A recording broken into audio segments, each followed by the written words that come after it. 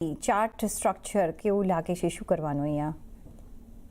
So hopefully being the one of the best airlines અને જે listed છે આવી રીતના અને અત્યાર સુધી આવું સરસ આઉટપરફોર્મ કરી રહી હતી, તો અત્યારના ઓફકોર્સ નીડલેસ ટુ સે કે ટ્રેન્ડ એકદમ જ વીક થઈ ગયો છે. આજે બી ગેપ ડાઉનથી ખુલ્યું છે અને it is not holding on also at higher levels.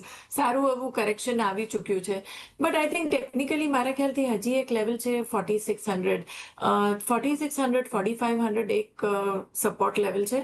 આ level is very important because if this level breaks તો પછી આમાં ઘણી વીકનેસ દેખાય અને પરહેપ્સ 4000 તરફ બી જઈ શકે.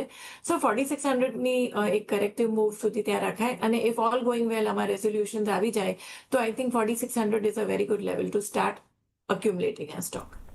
ઓકે, તો અત્યારના 4600 રૂપિયાનો આપણે સ્ટોપ લોસ રાખીશું. એની નીચે જાય છે તો વે બિલો 4000 સુધી આ કાઉન્ટર જઈ શકે છે. તો નવી ખરીદી તો હમણાં નહીં કરીએ, પણ જો નવી ખરીદી કરવી હોય અને આપણને લાગે કે 4600 ઉપર સસ્ટેન થઈ રહ્યો છે તો ત્યારે મે બી નવી ખરીદી કરીશું. તો અત્યારના વેટ એન્ડ વોચ.